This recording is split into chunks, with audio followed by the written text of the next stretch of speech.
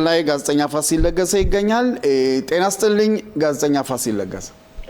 ጤና ይስጥልኝ ተስፋዬ። መልካም ሳምንት በሰላም እንመኛለን። እንግዲህ አሁን ከመግባታችን በፊት በብኔ ብራክ አካባቢ እንደዚህ ሰው አልተጎዳም፣ ፍንጥርጣሪዎች እንደወደቁ የሚያሳዩ አንዳንድ መረጃዎች አሉ። ሌላው ግን ጠቅለል አድርገን እንግዲህ ሶስተኛ ሳምንቱን የያዘው የአንበሳ ገሳ ዘመቻ ይሄን ባስመለከተ እስኪ ፋሲል የምትለን ካለ? ኦኬ፣ እስቲ በብኔ ብራክ ብንጀምረው። ብኔ ብራክ እኔ ከማስተላለፍበት ቦታ ብኔ ብራክ ከተማ ከማስተላለፍበት ቦታ ብዙ ሩቅ አይደለም። ያው ማለትም የሚሳኤል ርዝራዥ ነው የወደቀው። 4 ቤቶች ላይ ጉዳት አድርሷል። ከዚህ በተጨማሪም ከቤቶቹ በታች መኪና ውስጥ ለመሸሸግ በሞከረ የ60 ዓመት ሰው ላይ ጉዳት አድርሷል። ማዕከላዊ የሆነ ቁስለት አድርሷል። እንግዲህ ሁላችንም ደጋግመን እንደምናገረው ተስፋዬ እንደምታውቃለህ ይህ አይነት ተኩስ በሚፈጸምበት ጊዜ ሚሳኤል ከኢራንም ሆነ ከሌሎች ሀገሮች ወደ እስራኤል በሚተኮስበት ጊዜ መኪና ውስጥ መደበቅ ወይም መሸሸግ ፍጹም የታገደ ነው። ምክንያቱም መኪናው መስታወት አለው፣ ሁሉም ነገርም አለው። የበለጠ ተጨማሪ ጉዳት ነው የሚያደርሰው። ስለዚህ የመሸሸጊያና የመደበቂያ ቦታዎች ፈልጎ መሸሸጉ እንደሚመረጥ በዚህ አጋጣሚ ለመጠቆም እወዳለሁ። እንግዲህ ይህ አዲሱ ጦርነት በእስራኤልም የራሱ ስም አለው፣ በአሜሪካም የራሱ ስም አለው። ከተጀመረ እንግዲህ ስንት ቀን ነው እንበል? ወደ 16 ቀን ደርሷል። 16 ቀን ጦርነቱ እንግዲህ የተጀመረው ፌብሩዋሪ 28 ቀን ወይ የካቲት 28 ቀን 2016 ዓ.ም ነው።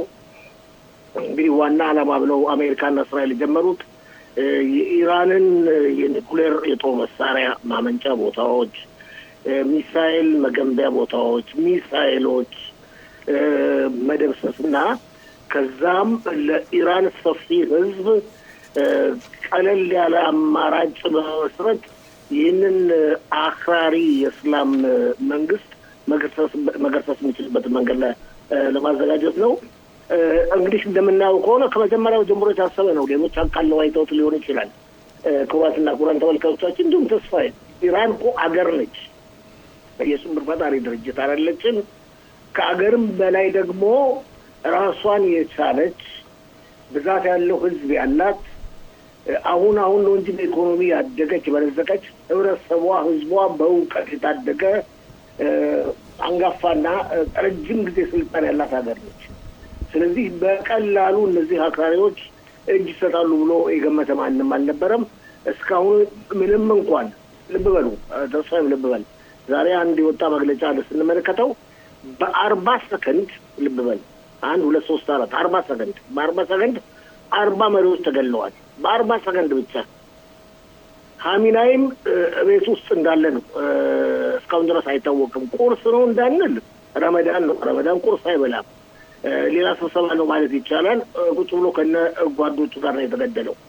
እና በአጠቃላይ ሁኔታ ስንመለከት ሁለቱም ወገኖች ማለትም ተስፋዬ ኢራንም ሆነች እስራኤል፣ ኢራንም ሆነች አሜሪካ ወደኋላ መመለስ የማይችሉበት ደረጃ የደረሱ መስሎ ነው የሚታየኝ።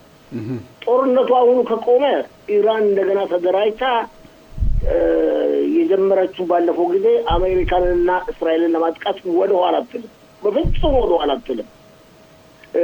በአንጻሩ ጦርነቱ አሁን ከቆመ እስራኤልና አሜሪካ በአንድ ላይ ሆነው ኢራንን መደምሰስ አልቻሉም ማለት ነው። ስለዚህ እነዚህ አማራጮች የአሜሪካ መንግስት፣ የኢራን መንግስት፣ የእስራኤል መንግስት በጥብቅ የሚያውቁት መስሎ ነው የሚታይ። እንግዲህ ጦርነቱን አንድ ወገን በአሸናፊነት መጨረስ አለበት። ስለዚህም ነው ዶናልድ ትራምፕ የአሜሪካው ፕሬዚደንት እናሸንፋለን፣ እያሸነፍን ነው የሚሉት። እንግዲህ ትላንት በተለይ ብዙ ድርጊቶች ፈጽመዋል። ሰሞኑን ትላንት አንድ ትልቅ ድርጊት ተፈጽሟል። ይኸውም የኢራን ከፍተኛ የነዳጅ ማጠራቀሚያ የሆነ ደሴት በከፍተኛ ሁኔታ ተደብድቧል። ግን ደሴቱ ሲደበደብ የተደበደበው ማለትም መዋቅር ላይ አይደለም፣ መሰረተ ግንባታው ላይ አይደለም። ድብደባ የተፈጸመው በወታደራዊ እቃዎችና ንብረቶች ላይ ነው። ግን አሜሪካ እየዛተች ነው። በአንጻሩ እንደሚባለው ከሆነ ይህ ደሴት ማለትም ከ90 እጅ የሚሆነውን የኢራንን ኢኮኖሚ የያዘ ደሴት ስለሆነ ምናልባት አሜሪካ በግርጦ ሳትቆጣጠረው እንደማትቀር እየተነገረ ነው። ምሳሌም ብለው ሲጠቅሱ ተንታኞች ዶናልድ ትራምፕ የአሜሪካው ፕሬዚደንት በሰጡት ትዕዛዝ መሰረት ጃፓን ውስጥ ሰፍረው የሚገኙ 2000 ማሪንሶች የባህር ኃይል ኮማንዶዎች ወደ አካባቢው እንዲመጡ ከዶናልድ ትራምፕ ትዕዛዝ ተቀብለዋል። ስለዚህ እነዚህን ሁኔታዎች ሁሉ አንድ ላይ አድርገንና ስንመለከትና ለመተንተን ስንሞክር ያለው ተጨባጭ ሁኔታ እንደሚያመለክተው ከሆነ እስራኤልም አሜሪካም በአንድ በኩል ኢራንም አንለቅም ማለት መንፈስ ነው የሚያሳዩት። ከዚህ በተጨማሪ እስካሁን ድረስ ሁሉም ገርሞ ያለው ተስፋዬ በፋርስ ባህረ ሰላጤ አካባቢ የሚገኙ ሀገሮች መልስ ያለመስጠታቸው ጉዳይ ነው። አጸፋ ያለመመለሳቸው ጉዳይ ነው። ቀን በቀን እየተወቀጡ ነው። ቀን በቀን ወዳጅ ናቸው ተብሎ እንኳን በቀን ወዳጅ ናቸው የተባሉት እንደነ ካታር የመሳሰሉት ሀገሮች እንኳን ሌላዎቹን እንተው፣ ቀን በቀን ኢራን እየወቀጠቻቸው ነው። ለምን መልስ አይሰጡም? ትልቅ ጥያቄ ነው። እስራኤልና አሜሪካ ግን ለሚደርስባቸው ጉዳት ብቻ ሳይሆን በፕሮግራሙ መሰረት ኢራንን ለማውደም ማለት ነው ኢራንን አክራሪ መንግስት ይህንን ማለትም ደግሜ እንደተናገርኩት ተስፋዬ ልዩነቱ በእኛና በእኛ አመለካከትና እምነትና በኢራኖች ከኢራን ህዝብ መካከል ከ120 የሚሆነውና መንግስቱ ያለው ልዩነት እነሱ ህይወትንና መኖርንና በህይወት መኖርና መሞትን በእኩል ደረጃ ነው የሚያዩት። ልዩነት የለውም ነው የሚሉት። ኖርክም ሞትክም ልዩነት ነገር የለውም ነው የሚሉት። እኛ ግን መጀመሪያ ህይወትን እንመርጣለን። ካረጀን ማደጋ ከደረሰ መሞት ይቻላል። ግን ለምን ከመጀመሪያው ጀምሮ የእኩልነት ደረጃ ለሞት እንሰጣለን የሚል አመለካከት ነው ያለ። እንግዲህ በአጠቃላይ ሁኔታ ጦርነቱ ይመስላል። እንግዲህ ተመልካቾቻችን እየተከታተልን ነው። ይህንንም ማስመልከት እንግዲህ ያላችሁን አስተያየት በየጊዜውም ለእኛም እየሰነዘራችሁ ነው። ፕሮግራማችንን በጥብቅ እንደምትከታተሉ እናውቃለን። አንዳንድ ግልጽ ያልሆኑላችሁ ነገሮች እንዳሉ ግልጽ ነው ማለት እናውቃለን። በሚጽፏቸውን ጽሁፎች ግልጽ ያልሆኑ ነገሮችን አጉልታችሁ በስነ ስርዓት ከጻፋችሁ እኛም መልስ ለመስጠት እንሞክራለን። እንግዲህ ቀደም ብለን እንዳነሳነው ፋሲል የሆርሙዝ ያው ፕሬዚደንት ዶናልድ ትራምፕ የሰጡት ጥሪ አለ ለአምስት ሀገራት ያው በመግቢያችን በዘገባውንም አሰምተናል። እንደ ቻይና፣ ፈረንሳይ፣ ጃፓን እና ደቡብ ኮሪያ፣ እንግሊዝ የመሳሰሉት የጦር መርከባቸውን ወደ ሆርሙዝ ወሽመጥ እንዲልኩ የሚል ጥሪ አቅርበው ነበር። ግን እስካሁን ድረስ ይፋዊ መግለጫ አልወጣም። ይሄ ማለት እንግዲህ አሜሪካና እስራኤል በዚህም ጉዳይ ላይ ሁለቱ ብቻቸውን ሊቀሩ ነው ማለት ነው? አይመስለኝም። ወይም ቀድሞ አንድ ወይ ሁለት ወይም ሶስት ሀገሮች እርዳታ መለገሳቸው አይቀርም። ግን የሚገርም ነው ተስፋዬ ትክክል ያነሳው ሁኔታ በተለይ የዓለምን ሕዝብ የገረመው አንደኛ ይህ የሆርሙዝ የባህር ወሽመጥ የሚያገለግለው አሜሪካን ብቻ አይደለም፣ የዓለምን ኢኮኖሚ ነው። ከዓለም 120 ነዳጅ በዛ በኩል የሚተላለፈው እዛ ላይ ጉዳት ደረሰ ማለት የዓለም ህዝብ ተጎዳ ማለት ነው። ከዓለም ህዝብ 120 ይህንን የሚቀበሉ በተለይ ቻይናዎች ራሳቸው ሊጎዱ ይችላሉ። ወደ እንግሊዝ ስናልፍ ደግሞ ሁላችንም እንደምናስታውሰው የሁለተኛው ዓለም ጦርነትን የአንደኛው ዓለም ጦርነትን ሁለቱም ጦርነቶች ፊት ገፊ ሆነው ቀርቦ የነበሩት እንግሊዞች ናቸው። በተለይ በሁለተኛው ዓለም ጦርነት እርዳታ በወቅቱ ሳይሰጣቸው የተከበቡትና የተደበደቡት የእንግሊዝ ህዝብም የተወቀጠው እንግሊዝ ጠቅላይ ሚኒስትር የብሪታንያ ጠቅላይ ሚኒስትር ዊንስተን ቸርችል አሜሪካ ድረስ ሩዝቬልት ጋር ድረስ በመሄድ ተማጽነዋል። በኋላም ነው እርዳታ ድጋፋቸውን ያገኙት። ድጋፉን የሚያገኙት ፐርል ሃርበር ላይ ጃፓኖች ድብደባ ከፈጸሙ በኋላ ነው። ስለዚህ በጣም የሚገርም ነው። ፈረንሳይ ደግሞ ሁላችንም እናውቃለን ምን እንደነበረች በሁለተኛው ዓለም ጦርነት።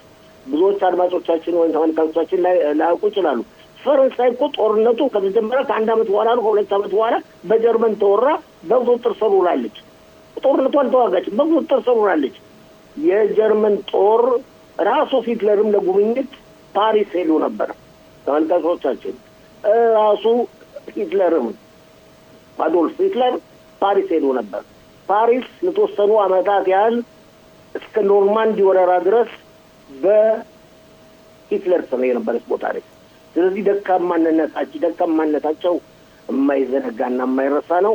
ጀርመኖች ግን አሁን በፊት ወጊዎች ነበሩ። ጀርመኖች ግን አሁን ከዶናልድ ትራምፕና ከእስራኤል ጋር እንደቆሙ አስታውቋል። የወታደራዊ እርዳታ መለገሳቸውን እስካሁን ድረስ ግልጽ አይደለም። ጣሊያን የወታደራዊ እርዳታ ለግሳለሁ ብላለች። ያም ሆነ እንደሚባለው ከሆነ ብሪታንያም ሆነች ፈረንሳይ አንዳንድ የጦር መርከቦችን መላካቸው አይቀርም ይባላል። ከመጀመሪያው ጀምሮ ጦርነት ሲወጣም አሜሪካና እስራኤል ራሳቸውን ችለው እንደሚዋጉና ጦርነቱን እንደሚወጡ አምነው እንደገቡበት ጥርጥር የለውም። ሌላው ቀርቶ የሚወቀጡትና የሚደበደቡትን የፋርስ ባህረ ሰላጤ ሀገሮች ለምንድን ነው አጸፋውን የማትመልሱ ብሎ እንኳን አልጠየቋቸውም። ፋሲል፣ አቶ ሽሎሞ ሞላም መስመር ላይ ይገኛሉ። ጤና ይስጥልኝ አቶ ሽሎሞ። ጤና ይስጥልን አቶ ተስፋዬ። ጤና ይስጥልን ፋሲል፣ እንዴት ናቸው? መልካም ሳምንት አቶ ሽሎሞ። መልካም ሳምንት። ጋዜጠኛ ፋሲል ጥያቄ ካለዎት አቶ ሽሎሞ? እኔ እንኳን ለአቶ ፋሲል ጥያቄም ነው ማብራሪያም ነው። በእርግጥ ኢራን እና እስራኤል ያደረጉት ያሉት ፍልሚያ አሜሪካና እስራኤል በተለይ በኢራን ላይ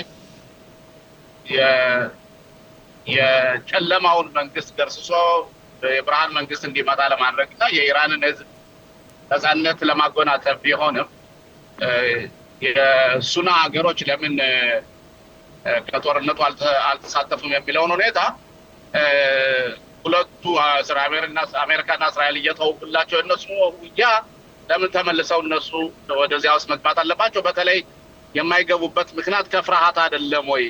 ማለትም እስራኤልና አሜሪካ የኢራንን መንግስት አይገረስሱትም፣ ለማይገረስሱት አስቀድመን ጠላት ተጨማሪ መግዛት አንፈልግም ከማለትና ይህን ፍራቻ በማድረግ አይደለም ወይ ነው አንዱ ጥያቄ። ሁለተኛው ግን አንዳንዴ በተለይ የሂዝቦላ የሚሰራውን ስራ በምናይበት ጊዜ የሐማስ ደግሞ ጸንቶ መቆም እኛ ለራሳችን ትርክ እየተረክን አይደለም ወይ? አሸንፈናቸዋን፣ ደቁሰናቸዋን፣ መተተናቸዋን፣ ተሸንፈዋን ግን በተግባር በምናይበት ጊዜ በተለይ ናይም ካሰምን ንግግር ትናንትና ከሰማን በኋላ እሱ በሙሉ እስከ መጨረሻ እንዋጋለን እና አሁን እነሱ የተኮሱት ያሉት ተምዘግዛጊ መሳሪያ እስከ ተለያዩ ድረስ የሚደርስ ነው እና ራሳችን እኛ ትርክ እና መንግስታችን ትርክ አይደለም ሲተረክ የነበረው ወይ ነው ጥያቄ በሂዝቦላ ጉዳይ። ትክክል ነው። በሂዝቦላ እንጀምር አቶ ሽሎሞ። አሁን ሂዝቦላም የመጨረሻ ላይ ጦርነቱን ሲከፍት የከፈተበት ምክንያት ኻሜናይ በመገደሉ ምክንያት ነው። በኋላ ነው ጦርነቱ። ከዛ በፊት ግን እስራኤል ከዓመት በላይ ሲጠበቅተው ማንም እርምጃ አልወሰደ ነበር። አሁን እንደሚመስለኝ ከሆነ እንደኔ አመለካከት ሂዝቦላም እስራኤልም ወሳኝ ሁኔታ ላይ ደርሰዋል። ሂዝቦላ ከተሸነፈ መኖር እንደማይችል አውቋል። እስራኤልም ደግሞ ሂዝቦላን ለመጨረሻ ጊዜ ካላሸነፈች ደግሞ ከእንግዲህ ወዲያ ወደፊት ወደኋላ ማለቱ ጉዳይ ዋጋ እንደሌለው ተገንዝባለች። ስለዚህ ወሳኝ ወቅት ላይ ስለተደረሰ ያለውን ባለፈው ጊዜ ማጠራቅሞ አላነሳውም ብሎ አልገባበትም ብሎ የቆየውን የጦር ኃይሉን በሙሉ ወደ ጦር ውጊያ ላይ ልኩታል ነው የምለው እኔ እንደኔ አመለካከት አንድ። ስለዚህ ሂዝቦላም የሞት ሽረት ጦርነት ነው የሚያደርገው። ምክንያቱም የኢራን መንግስት ከተሸነፈ፣ ይህ በስልጣን ላይ ያለው መንግስት በኢራን ከወደቀ፣ በኢራን የምዕራብ ሀገሮችን የሚደግፍ መንግስት ከተቋቋመ 5 ሳንቲም እንደማያገኝ ያውቃል። የጦር እርዳታ እንደማይደረግለት ያውቃል። ስለዚህ የህይወት የሞት ወይም የሽረት ጦርነት ነው የሚያደርገው። አማራጭ የለም። የኔ ጥያቄ እኮ የእኛ መንግስት ተናጋሪዎች በተለይ ለምን ነው ለህዝቡ ትክክለኛ ነገሩን የማይናገሩ? ለምሳሌ ወደ 10 ዓመት መልሰነዋን ሂዝቦላን ተኩሰነዋን፣ አንገቱ ተሰብሯን፣ ጀርባው ተሰብሯን፣ አጥንቱ ተሰብሯን ሲባል ነበር። ግን አሁን በምናይበት ጊዜ ወይ ፍንክች ኖ መልሰውት ሊሆን ይችላል። አሁን እኮ ባለፈው ጊዜ ሲነገር ነበር ሂዝቦላን ካለው ኃይል በከፍተኛ ሁኔታ አዳክመነዋል። አሁን ከነበረው ኃይል 20% እንኳን ቢኖረው 30% እንኳን የሚኖረው የመጨረሻ ነው በማለት ያንን በሚጠቀምበት ጊዜ ብዙ ኃይል እንዳለው አድርጎ ሊመለከተው ይችላል።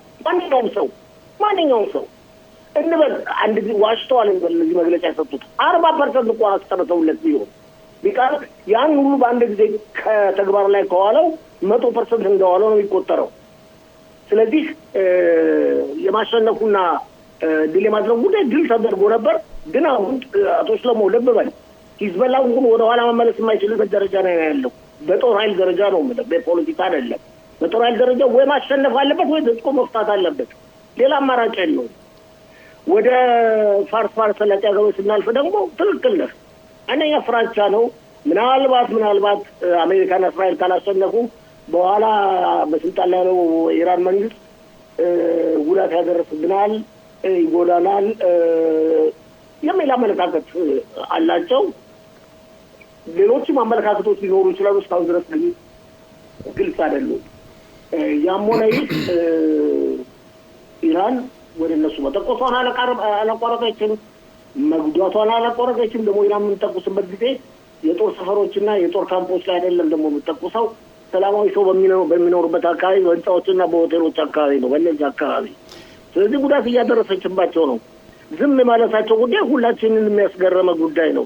ያም ሆነ ፍራቻ አለባቸው፣ ትክክል ነው። ነገር ግን ሽሎሞ አሁን ጦርነቱ እንዲቆም የተኩስ አቁም ስምምነት እንዲደረግ ትራምፕም ራሳቸው ተናግረዋል። ተጠይቄ ነበር ብለዋል።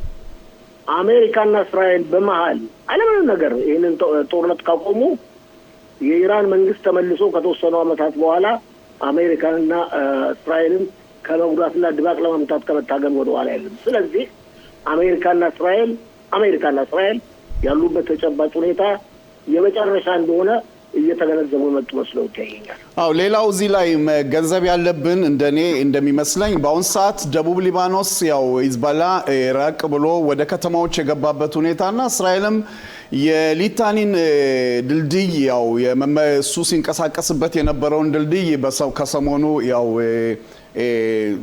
ደርምሰዋለች ማለት ይቻላል። ድልድዩ አሁን በጥቅም ላይ አይደለም። ላቋርጥህና ከ6 ድልድዮች አንዱ እኮ ነው የተደረመሰው እና ተጠንቀቁ ለማለት ነው። መደርመስ ከተባለ ሁሉ መደርመስ ነበረባቸው። ቀጥል እሺ። አይ ይህንን ለማስታወስ ነው እንግዲህ እስራኤል በእውነት የምታስጠነቅቀው ያው የሊባኖስን መንግስት ነው። ካልሆነ እኛ የምናደርገው እናደርጋለን እያሉ ነው። እንግዲህ ይህንን ከሩቀት የሚተኩሰውን ተምዘግዛጊ ሚሳኤሎች ይህንንም ለማስቆም ጥረት እየተደረገ ነው። ግን ሰዓት ስላጠረን ነው። ፋሲል መልካም ሳምንት እመኝልሃለሁ። ስለነበረን ቆይታና ትንተና አመሰግናለሁ ፋሲል። መልካም ሳምንት ሽሎሞ ተስፋዬ፣ በጣም አመሰግናለሁ። መልካም ሳምንት። ከኔ በኋላ እንደመስለኝ አልማዘሩ ምክትል ከንቲባ ይሉድና እንደዚሁ ከሰሜን ክፍለ ሀገር ወይም መጭሳ ይኖራሉ። ተመልካቾቻችን ቆይታችሁ ከኛ ጋር ነው። ጦርነቱን በተኮረ ነው ዛሬው ዝግጅታችን እንደተለመደው የሚወጣው። አመሰግናለሁ። እናመሰግናለን ፋሲል።